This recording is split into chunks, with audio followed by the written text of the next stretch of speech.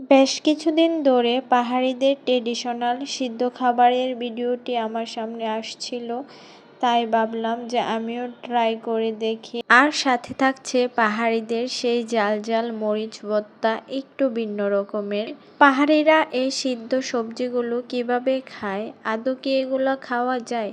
তো চলেন আগে রান্নাটা করি। রান্না করার শেষে আমি কিন্তু একদম অথেন্টিক রিভিউ দিব। জানতে হলে সম্পূর্ণ ভিডিওটি দেখেন।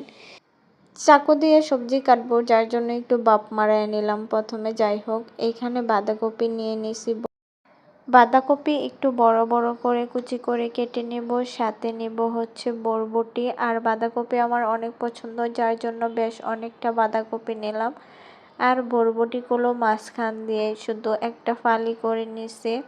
ভিডিওতে দেখলাম উপজাতিরা সবগুলা সবজি আর কি বড় বড় করে কেটে খায়, যার জন্য হচ্ছে আমি এইভাবে লম্বা করে কেটে নিই। বকুলি, বাঁধাকপি, সিম, পালং শাক, বরবটি, গাজর, এই সবজিগুলাই আমি নিছিলাম। আর সবগুলা সবজি খুব সাবধানতার সাথে আমি কেটে নিছি, যেন হাতে লেগে না যায়। সবগুলো সবজি কেটে নেওয়া শেষ। এখন গাজরটা কেটে নেওয়ার পালা। আর গাজর শক্ত থাকায় কাটতেও অনেকটা কষ্ট হয়েছে। উপজাতিরা লবণ পানিতে কোনো রকম তেল মশলা ছাড়া এইসব খাবার সিদ্ধ করে খায়, যার জন্য ওদের স্কিন এতটা ভালো থাকে। যারা ডায়েট করেন বা ডায়াবেটিসের সমস্যা আছে, তারা কিন্তু উপজাতিদের এই সিদ্ধ সবজি খাবারটি খেয়ে দেখতে পারেন। মরিচ ভর্তার জন্য এইখানে রসুন, পেঁয়াজ আর মরিচ নিয়ে নিছি। আর সবগুলা সবজি আমি ভালো করে ধুয়ে পরিষ্কার করে নিয়েছিলাম। এই তো রাইস কুকারে এখন সামান্য পরিমাণ লবণ দিয়ে সিদ্ধ করে নেব।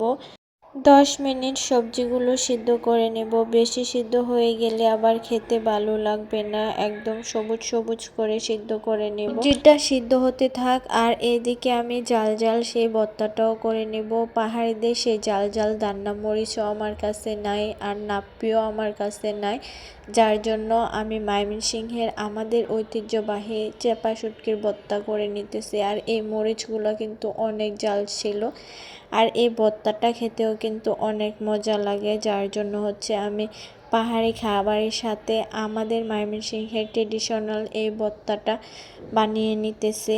আর এই তো রেডি হয়ে গেছে আমার সেই ভর্তাটা। আর এদিকে আমার সবজিগুলোও সিদ্ধ হয়ে গেছে। আমি মাঝখান দিয়ে এসে একবার উল্টে পাল্টে দিছিলাম।